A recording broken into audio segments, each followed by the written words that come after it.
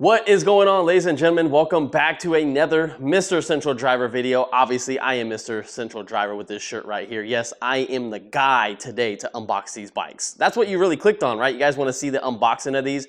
Now, it's funny because you guys know I don't do unboxings on my channel because I just don't have the time.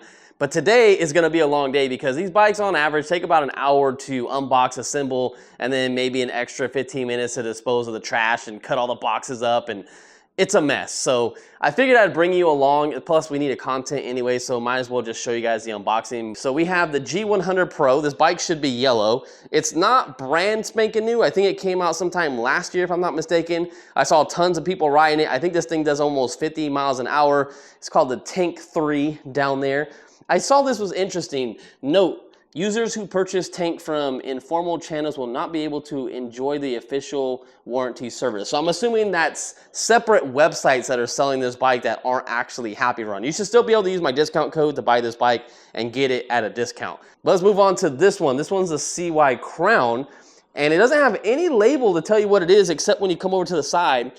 And it says Dramax. Is that Duramax or Dramax? I think it's Dramax. I'm not sure. It looks like they sent us the blue one, so this isn't check marked. You would think that this sticker would be there, but I'm assuming this little blue thing means that they sent us the blue one. And it looks like it's a 48-volt e-bike, 27.5-inch tires, and that's pretty much all it says other than 15-amp-hour battery. So not gonna be a crazy bike for people that wanna go super fast. I think this probably only is gonna go like 28, maybe 30 miles an hour.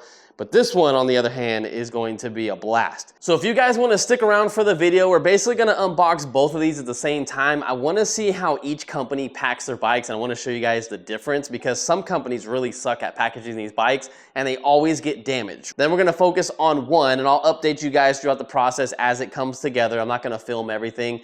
And then by the end of this video, we're going to take it out for a spin up and down the street just to get our initial impression to see how it is before we go and shoot our video review that's going to come up in a week probably after this video. So without further ado, let's get into it.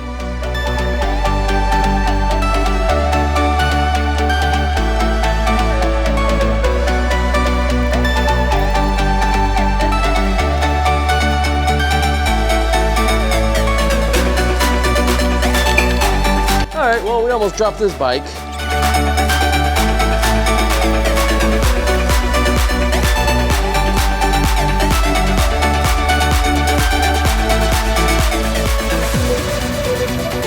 Ooh, I like that blue. That blue is sick. That's a nice blue right there. So obviously you can tell they are in totally two different packages. The box material on this bike is super thick.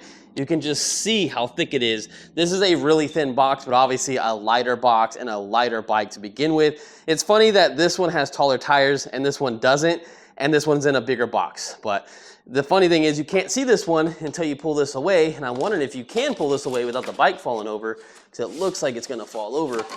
Oh, there's stuff falling out. We're getting there, we're getting there. Oh, the headlight's falling out. Oh, the bike's gonna fall over. Oh yeah, the bike is definitely gonna fall over. I'm gonna have to use my foot. Okay, well, it doesn't look like I'm gonna be able to move that without cutting it. Definitely a huge difference with packaging the bike. Like, obviously they're still using foam, basically the same foam, but this one doesn't have any protection around the side of the box. I mean, gotta say that the Happy Run definitely packaged this bike a lot better than the CY Crown. But I mean, as long as we don't have any damage on either bike, that's all that matters to me. So let me pull both of these bikes out of the box. Okay, so about 30 minutes later, we have the CY Crown put together. The only thing I think I still need to bolt up is these. It looks like this bracket actually got bent. Didn't see any damage on the bike other than the rear rack right here looks a little bit scratched up, but nothing crazy. It was pretty protected for what it was. It wasn't as protected as this one, but I mean, it still did the job. This one fell over. I can already see there is a little bit of damage on it from the handlebars rubbing up against the front right here, so you can see that. So not that big a deal though, but yeah, it fell over and I knew it was probably gonna fall over. I can see an extra battery down there as well. Oh shit, I didn't see that in my previous clip, is that the display is just sitting right on the spokes just like that. But it does have a film over it and it doesn't look broken, so thank God we're not like Sir Ronster's video where he broke his display.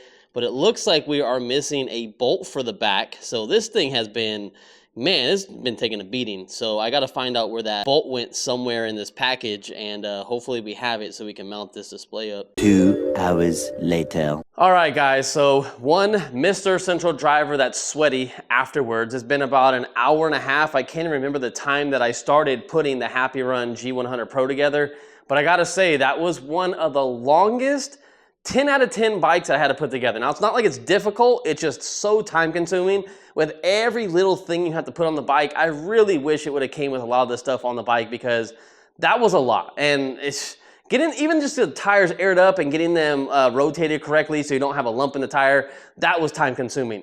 Putting the display on, trying to find the bolts, well, I'll go over it a little bit. Again, sweating my ass off. It's 102 in my garage. I did have it up earlier, but there's a lot of people still doing construction. A lot of people are parking in front of my house, started getting solicitors, shit like that. So I was like, screw that, close my garage. Let me just, work in here peacefully. So let's go over the CY Crown really quick. This is actually a pretty badass, easy bike to put together. Again, I don't do assembly videos or unboxings much, and you guys don't see this process. And honestly, this is the process that I hate, is putting these bikes together, to be straight up honest with you.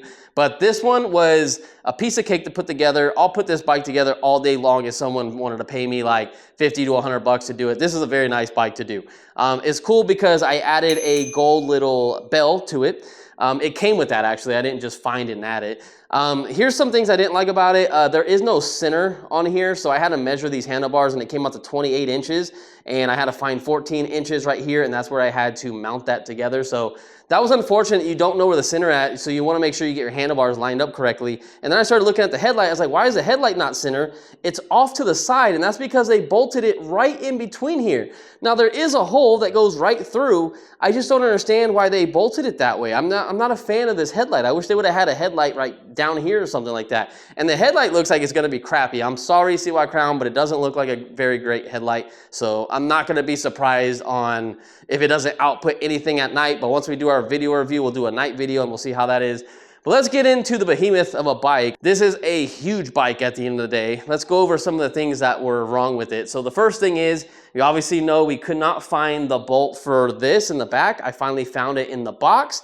Then I put the display on, and it's already hard enough because you got to go under here, you got to get the wires out of the way. And then I saw this and I was like, wait, how does this go on? I thought it bolted somewhere down here.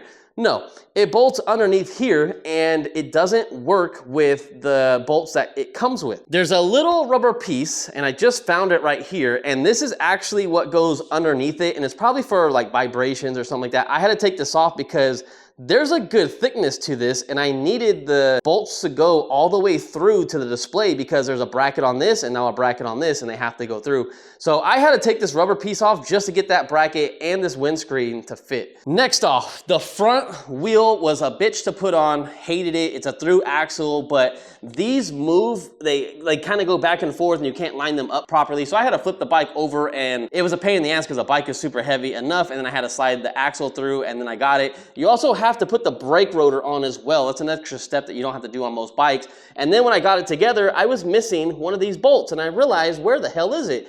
And it was rolling around in the box, so it came loose. They didn't tighten those good enough, so that was unfortunate. Then I come to the back, and you might be wondering why this is here, and that's because I'm missing the bolt to this.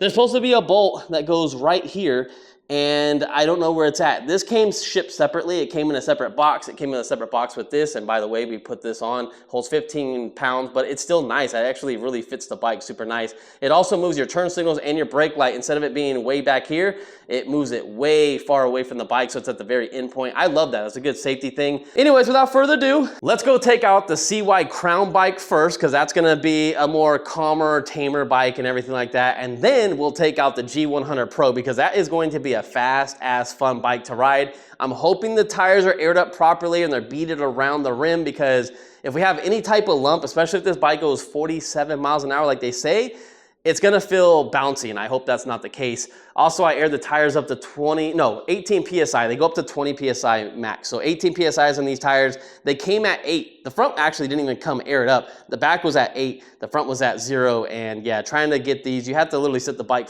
down or flip it up and then make sure it's beaded across before you start airing it up, or it will air up incorrectly. And that happened to me. The tire was coming off the bead and it was popping over, and the tube was coming out, and I almost popped the tube. So be careful on that if you get this bike. bike. But anyways, let's go take this bike out and see how the CY Crown is first. All right, so we are out here on the CY Crown. Dramax, Duramax, I'm not sure.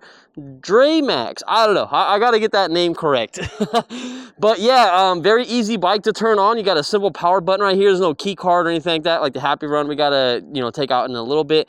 The interesting thing is the throttle's on the left, so you got to get used to that. I love the bell placement though. I put this wherever I wanted to. I felt like if I put it over here, I'd have to move this over, and I also didn't tighten these very well because I like to kind of move them after the fact on where I want them and then cinch them down.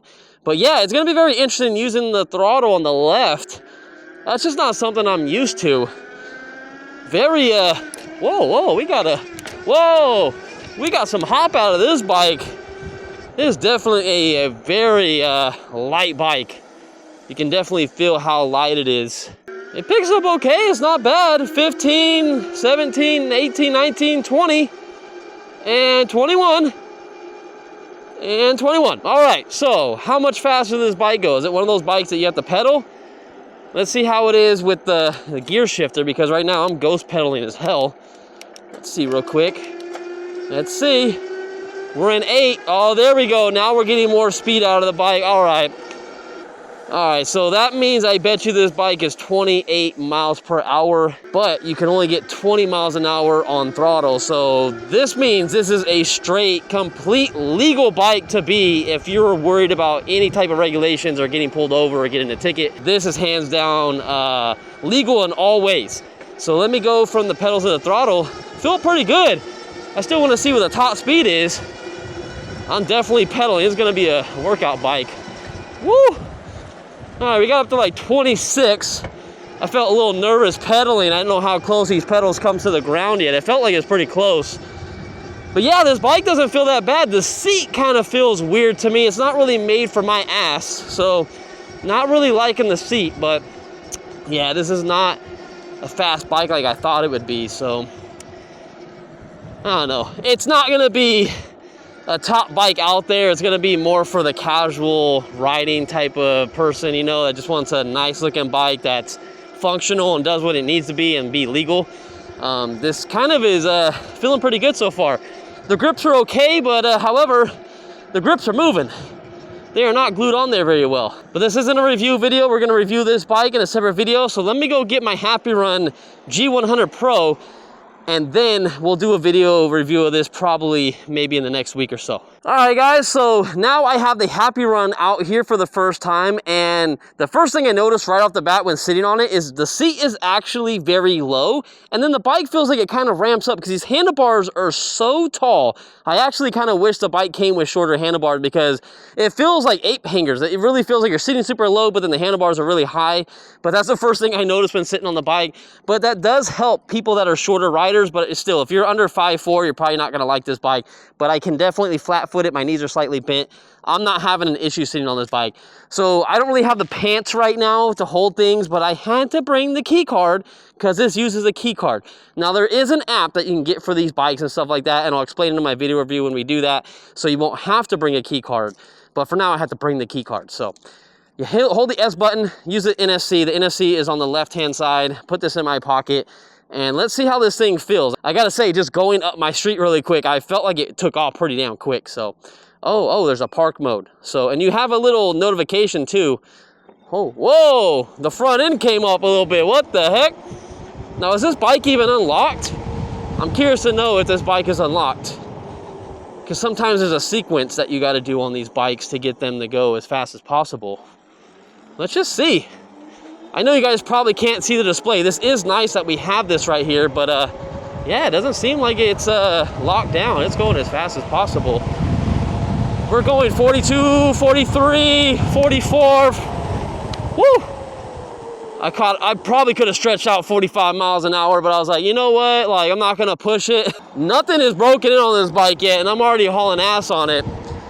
So that means it's unlocked. That's a good thing. You don't have to do anything special, but if you do, someone told me while turning the bike on, you had to push the brake lever like 5 different times, and then it unlocks it, but I don't know. I have no idea. But yeah, this bike is moving. Whoa. Doesn't feel as nice turning compared to the other bike we just rode, but I mean, 2 completely different bikes. This bike is definitely heavy. I can feel a little lump in the back, so I'm gonna have to re-air the back tire up because that's not gonna feel comfortable. For 41, come on, baby. We got a lot of wind. 42, 43. Another thing to mention on this bike too is there's a switch underneath the seat, and it was just like the other Happy Run G70 bike we did, and that means that I'm pretty sure you're running off of either battery. I'm not 100% sure, but I could be wrong. But yeah, this bike is moving, and it feels really smooth. Once I get that stuff adjusted, like, it's gonna feel a lot better. The torque on this thing is really good. It's nice and smooth power. It's real jarring from like 0 to 5. After that though, you start learning how the bike takes off, and it's just so quiet. You gotta love that about this bike. It's so quiet. All right, guys, well, that's gonna do it for the Happy Run bike on today's video. I'll see you guys back in the garage. All right, guys, well, hopefully you liked that video. I know it's different from what I'm doing. I'm trying to bring in different type of content for you guys. I don't know if you guys like it or not. I don't know. I'm all over the place when doing these unboxings. I got a lot going on my mind on trying to assemble these and when I'm gonna get them charged, when I'm gonna review them, what I'm doing later tonight. So hopefully you just enjoyed it. If you do, drop a comment, please let me know so I know what's going on. If you don't like these videos, I'll stop doing them and we'll just do the straight review video. But if you like them, I'll give it to you. So I'll see you guys in the next one. Peace out.